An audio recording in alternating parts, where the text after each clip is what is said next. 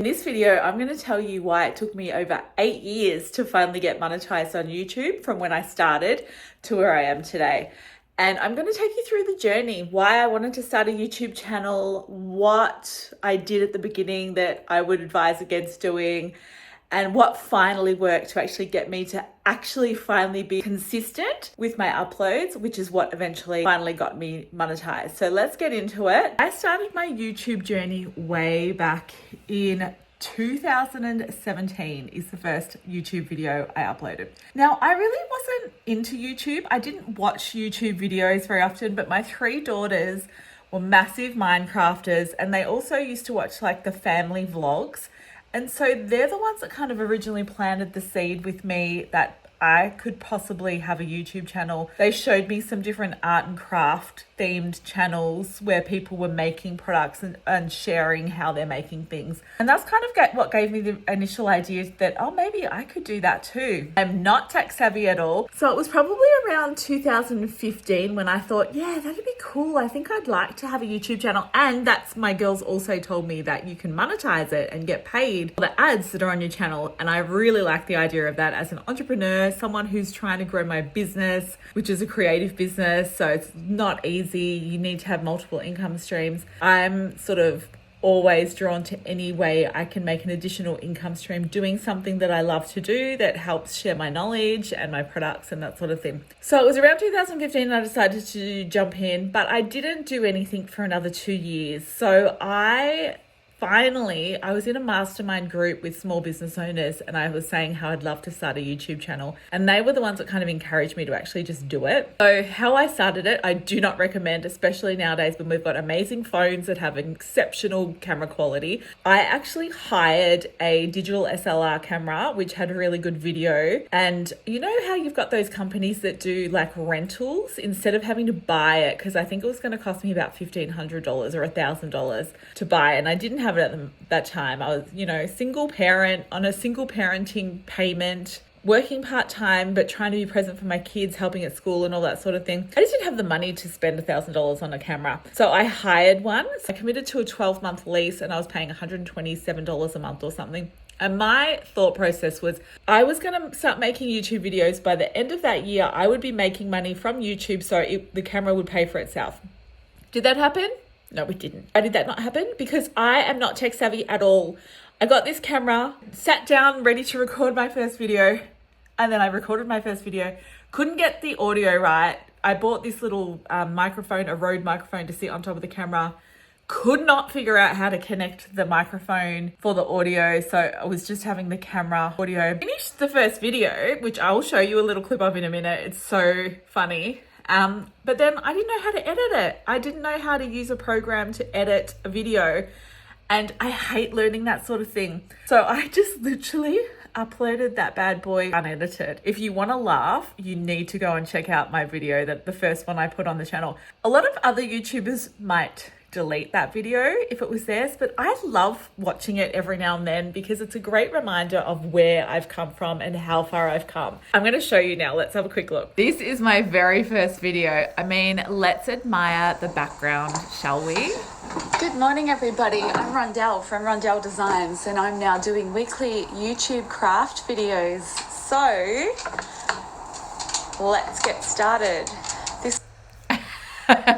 Okay, so it's on the channel if you want to watch the whole thing. It's hilarious. Also, watching this video when I uploaded it, I was like, oh my gosh, it looks like I have a tick because I get a really sore neck. So I often go like this to release the pressure. And I was telling one of the girls I worked with part-time, I'm like, oh my gosh, I thought it looks like I have a tick. And she was like, oh, I thought you did. I just would never say anything because that's rude. And multiple people said that to me when I was telling them. I was like, oh my gosh, I've recorded myself. And I didn't realize so obvious do that. It was just funny. So that was my very first video. After that video, I was so mortified. I did not upload another video for 2 years. I was like, I am not doing that. So I paid for that camera. Literally barely used it for the entire year. Paid $1,200, which was $127 a month or something. Not worth it. But we learn from our mistakes, don't we?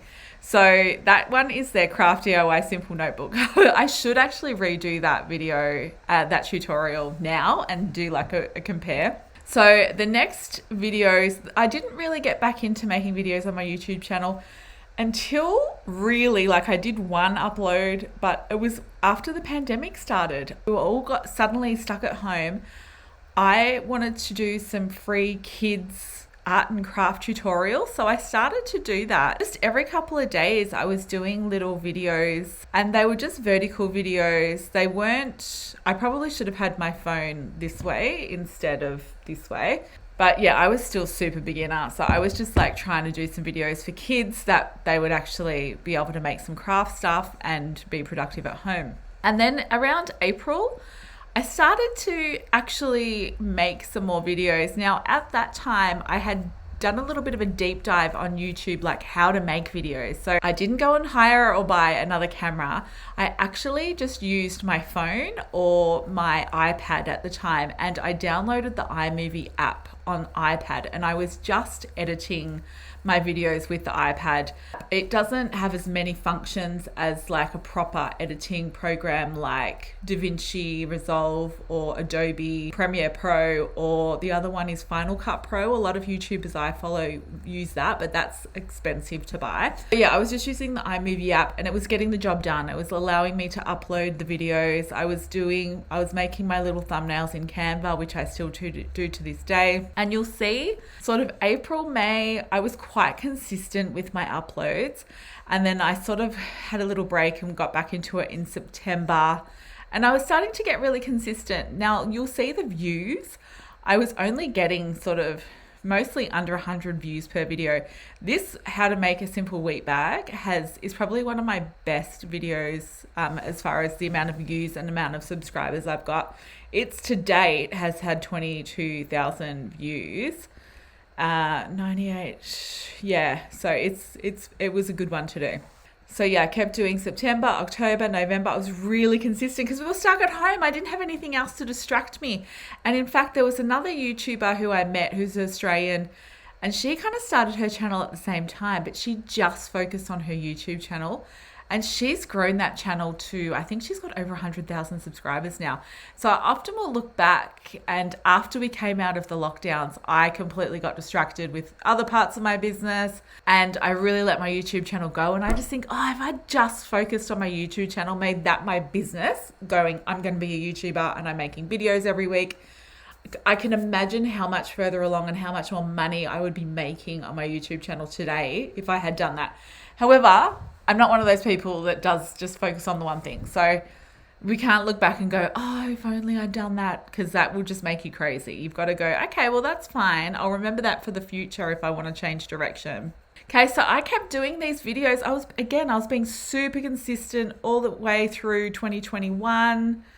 Look at that. Not weekly at this point, but still very regularly, really, really regularly.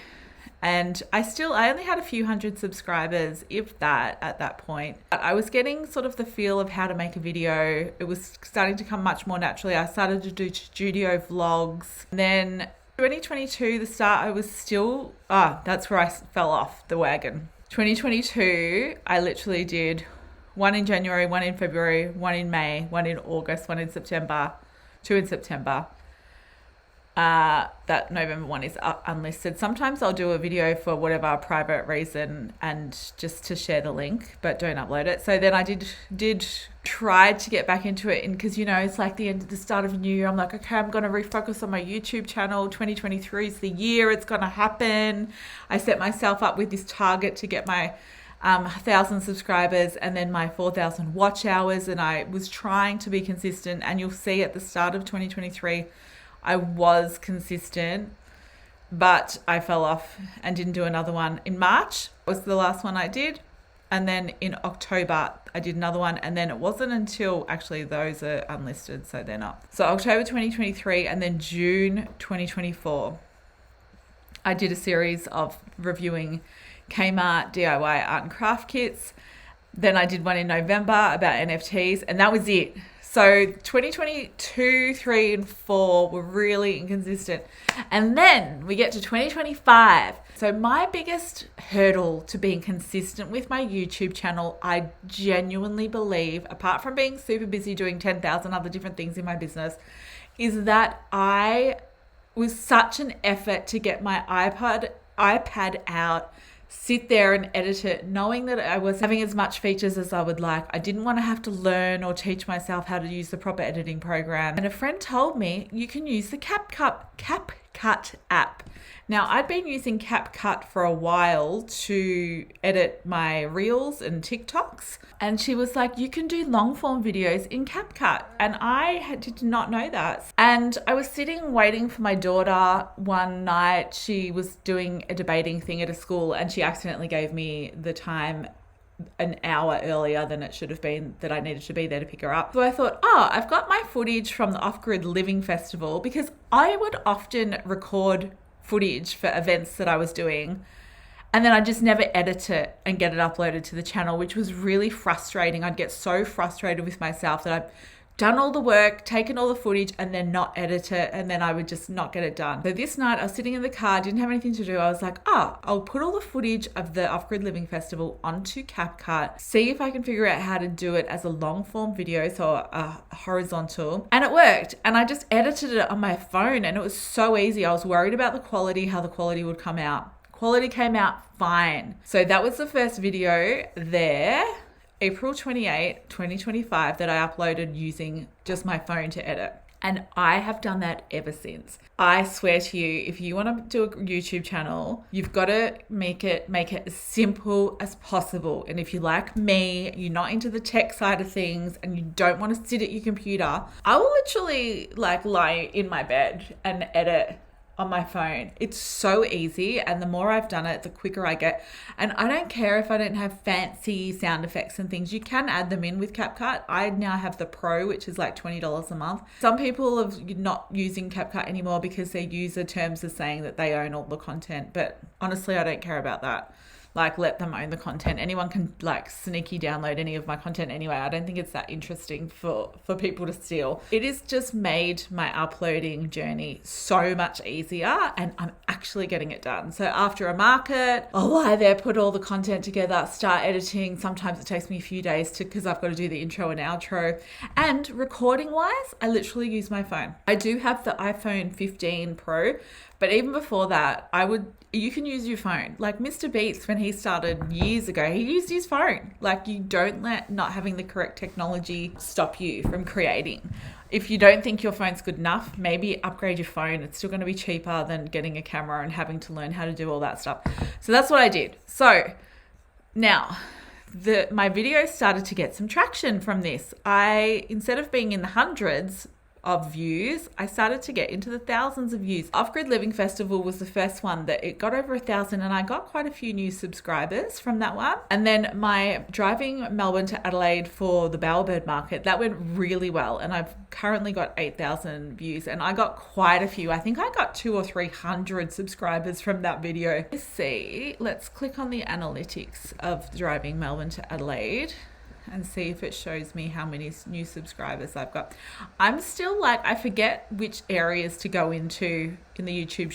There we go. Yeah, so that video has gotten me 215 new subscribers. And it was one of the main contributing videos that got me towards my 4,000 watch hours, because I finally got to my 1,000 subscribers earlier this year, and it was just trying to get to the 4,000 watch hours when I really started to go, right, we got to get the watch hours up. I was sitting on about 500 watch hours, and it's in the last 365 days, so it's not all time. So that went really well, which really inspired me to get regular with my videos. And then from basically that video there, driving to Adelaide, I've been very consistent ever since. I've been doing videos pretty much every week. There were a few where it sort of was 10 to 12 days between videos, but I've been very consistent apart from that. And you'll see they're pretty much all getting into the thousands now, which is so cool. This next one gave me the next boost, and I had just gotten monetized when this craft and quilt fair video came out, and it actually has got me across the line to get my first payout for my YouTube payment. So that one has made me $250, $252, and it's also gotten me 217 subscribers, which is so cool. So as you can see, and yeah, I've just been very consistent ever since, and I pretty much all of my videos now are getting into the thousands with every upload, except for the one that I just uploaded this morning. What else did I want to go through and show you? I don't want to make this video too long. Okay, so views. So you can see from when I did my first video, actually it doesn't go back, that there's data missing from that period on YouTube. But that first video I uploaded in 2017, I didn't upload anything else until 2019. Where was it? I think it was around here somewhere. Yeah, so you can kind of look at your timeline and you can see how many views you've gotten. So it was pretty low. Like, I was getting more consistent, and then again I dropped off. Like 23 was a really low. That shows you what videos you've uploaded. And then it's only, we've really got momentum since like that first upload, the Off-Grid Living Festival. And then we've been crushing it pretty much ever since. So I'm super excited. I wanted to also show you in the Google, the YouTube Studio channel analytics content. What's this? What was I showing you here? I don't know what I was showing you on that one. See, I'm still learning about all this. Maybe it was supposed to be overview. I don't do as many shorts as I should, but I don't know. I don't know that I prefer. Here we go. My top content since I made that first video is my top content. The Officeworks little short has gotten 30,000 views. The wheat bag is still my top long form video. That's had 22,000 views. But look at that, how much money I made at the Craft and Quilt Fair, which is only from a couple of months ago. That's up to 15,000 views. That's my third highest. Got the two biggest parts. Yeah. This one's done really well too. How to start selling at markets. I need to redo that because that was in 2020 that I made that one. So there's lots of different analytics you can look at in the YouTube Studio. I don't even know the start of it. And revenue. So I finally got monetized. When was it? I think it was August. I finally got monetized in August.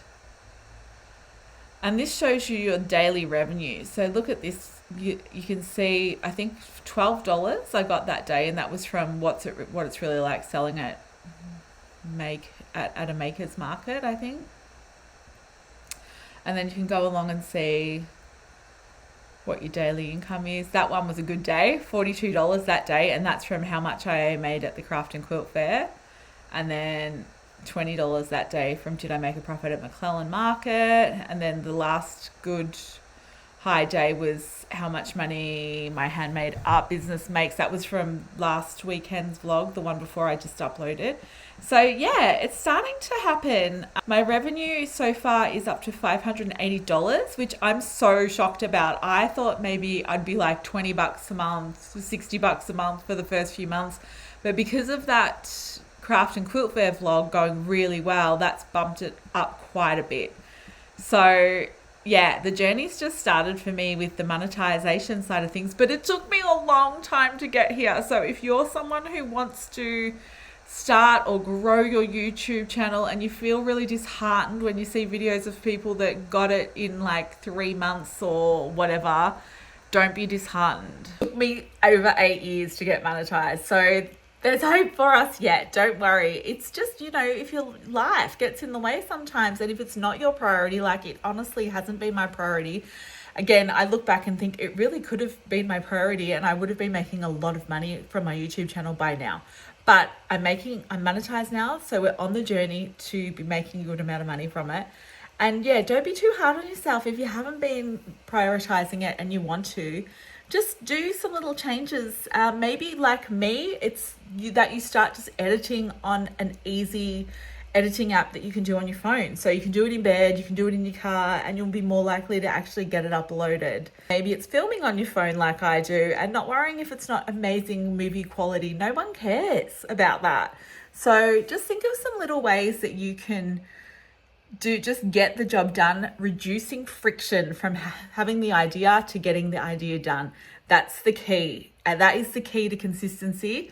And the key to success on YouTube is consistency. They want to see you uploading regularly. They want to see you getting people watching your videos. It's all about being consistent. Now, my next target is to be doing 2 to 3 videos per week. One will be a vlog, obviously, of my market or studio. One will be maybe a DIY tutorial for an art or craft project. And one will be more this type of thing where it's talking about my journey on YouTube or my income streams in my business. I love sharing all that stuff, and people have told me they're loving watching what I'm sharing. So we're going to keep going, and we're just at the start of this amazing journey, and I'm excited to have you along for the ride. Please let me know in the comments if you have any questions at all. Otherwise, I will see you on the next video. Thank you so much for watching.